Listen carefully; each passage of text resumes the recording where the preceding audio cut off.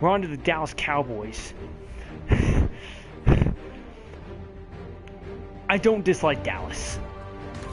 I just find it hilarious how they can end up 8-8 almost every single year. They legit, I think it was before last season? They showed in the last 20 years that they also had a tie record. They were like 259 and 259 or something. I don't remember. I know that's not 20 years. Well, that might be 20 years. I don't know. I don't know off the top of my head, but it was crazy because before last season they had like the exact same record. Did they end up 8-8 again last season? I hate how long this off season is, and it's only been what, 3 months? Rough, dude. Rough. It's been 3.5 months off of football, and I'm like dying over here. I mean, I love hockey, but guess what? The Bruins, my favorite team, are eliminated from the playoff competition. They didn't even make it into playoff competition. And then my second favorite team, the LA Kings, were eliminated in the first round. And all that are left are teams that I'm like, or teams that I hate, like Pittsburgh. I dislike the Penguins. Not the Steelers. The Steelers are okay. I don't really have anything against Pittsburgh Steelers. Penguins, I hate as a team. But I also hate the Capitals, so I really did not want either team to win that series, but I knew one team had to. But it's mainly, I hate how much of a crybaby wuss Sidney Crosby is. I just don't like the Pittsburgh Penguins. Okay? But that's for another sport. Which, I mean, I would love to do a hockey one, which... In hockey, I believe you can actually do CPU versus CPU. I don't quote me on that. I think you can. I'm hoping so, because those are entertaining. I legit had an entire playoff series, like the entire playoffs. I would just play 20-minute total games. So like, I think I did 7-minute periods total. I think I did 20-minute games, so around 7 minutes, 7 minutes a period, and I would just watch that, man, because I love watching hockey. I'm not gonna lie, even if I hate the teams, I still watch it if it's available to me. Dallas crushed New York. Holy shit, 70-12. Did you see that scoreboard light up? Did you see that? Yeah, it's a great feeling. God, you know, all training camp, brutal. Football, and everything you work for, you come out. So how about them Cowboys? How about them boys? 462 passing yards, 389 rushing yards. Look at those average stats over there for the Giants. They actually got pretty average stats. They probably got higher stats than their score suggests that they got. Look at that gap, though. Like, first half, and then boom, Dallas went skyrocketing, and you're just like, bye. Crazy. How that one ended. But I can't afford a hockey game yet. To be honest with you, $60, a lot of money. Especially since I don't, I've got a job that I have to pay for doctor's appointments and school and all this other stuff. So that's the thing. If I can make money from YouTube, that would help me a lot. Bring more content and more quality content, because then I can edit videos a lot better. I can make these cool little background things. I could do cool video edits. I can make badass intros. That would be cool. But I don't have $300, dude. Don't have it. Moving on to the Dolphins and the Redskins. But, yeah, so it's really easy. All you gotta do, click that like button, click the subscribe button, even if it's for one series. I put my time and energy. Looks like my Pokemon Nuzlocke is actually getting some views. I have posted it earlier today, the day that I'm filming this at least, and it's already gotten like 7 views. And noting the fact that you start off like practically unfindable, I was very impressed with how many people actually saw the video. So I was actually very happy with that. I think I have like 4 subscribers right now, and like to me, I am so grateful for those 4 people. Really am. I'm so grateful, and if you leave a comment, I will answer.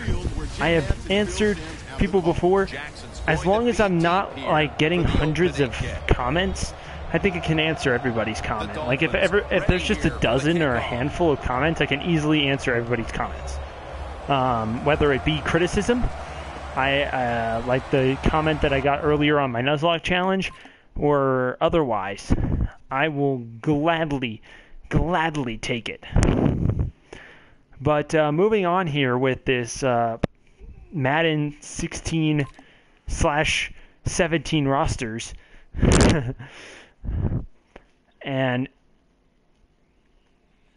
right now, Dolphins lead it 14-9, 21-9, 28-9, 28-9. Tannehill has had a really good preseason. If you watch the very first episode of this, you'll see the fact that Ryan Tannehill had a hella preseason. Kirk Cousins has led the Redskins back to an 8-point game. But maybe all that training with Manning turned out okay. But maybe he turned out as unclutch as Manning? No, maybe not. Nope, looks like the Dolphins win it. 34-28. That was a close game. Close game. And the Dolphins end up winning. When you win the opening day game, now, you just feel like, hey, we're going to win them all, and all that hard work. Right now, I have an hour and 7 minutes of runtime. Okay, this is just simulated. Oh, Kirk Cousins got hurt. Colt McCoy ended up with 98 yards. So another player bites the dust. I am going to turn injuries off. I know there's that, quote, lack of realism with injuries off, but the fact is there are probably a number of players that are out for the season already, and I am fed up with seeing quarterbacks getting injured. That's just way too many. I could theoretically turn injuries down, but at the same time, I'm just kind of done with injuries. With all these injuries so far, I just kind of feel done with seeing all these players injured. It helps every team out, really, if players don't get injured. Oh, sweet. So there's Carson Wentz. Now here's a little tidbit of information. I was born in Minot, North Dakota. I'd lived there for like less than a year or something. I think it was maybe even almost an entire year. And so I didn't even turn 1 by the time we left. But that's technically my home state. And I've been a fan of North Dakota State for a little while. I love their logo. I liked watching some of their FCS games. And then they won a championship. And I was like, oh, baby, it's my hometown team right there. And now they've won 4 in a row. So, kind of awesome. But I'm not going to lie, like, I'm not a huge fan of FCS. The thing that I am a fan of is their playoff system, which I wish the FBS would, take into account. Like, if the FCS teams can do it, there's no reason the FBS teams can't do it. None at all. Hello, everybody. I'm Larry Ridley, and this is the NFL on EA Sports. It's opening week in the NFL, and opening week, keeping it real here is the Battle of the Birds, Eagles, Falcons. I've got a little bit of hope for the Eagles, but I don't think Carson Wentz is going to be able to just jolt this team back. As much as I would love to, because I like Carson Wentz. The last year that I've watched him play, I mean, I've really felt like he's gotten a lot better, especially as the season went on. And he had one hell of a playoff run with the Bison, but I don't know if he's just automatically the answer for the Eagles, because the Eagles have so many problems. They're like practically uncountable. And I mean, it kind of feels mean to say that, but I mean, it's rough. 34-20 at the end of the first half. Atlanta getting things going here. So far, Wentz and Ryan keep popping up down there, so I don't think either of them are injured yet. I say yet because it very well could happen any minute now. Ooh. That defense lost it for him. Yep. 7-point game. The Eagles came so close. They came so close. They were really, really close. The last quarter was intense. It went back and forth. And 612 yards passing by Matt Ryan. Damn impressive. But not a bad 402-yard start for Carson Wentz. But I am going to tell you this right now. I'm turning injuries off at the end of this week. I'm just kind of fed up because we've gotten, I want to say that we've gotten about 6 quarterbacks injured already. And we're like halfway through this. Now, I've had an hour and 11 minutes of airtime, which means that this is probably like, what, the fifth part of the fifth part of this first week here. And I want to take a moment to once again apologize because that I can't put this into one video. If you watch any of my other videos or any of the other parts of this series, you would understand, well, maybe not understand, but at least know exactly what's going on and why I have to upload them in 50-minute parts. With my phone being completely dead, completely unusable, I have no way to verify my identity or whatever it wants me to do to upload hour-long videos or stream live straight to YouTube. So with that said, I've got the problem of not being able to do that, which means I have to basically put in little 15-minute videos of this entire thing. There's a very good chance that I messed up. A couple of hours ago, I did this entire WWE pay-per-view. Extreme Rules. It had all the legit matches from this Sunday's matchups. And I did not click archive after broadcast, so I don't know for a fact if it's up or not.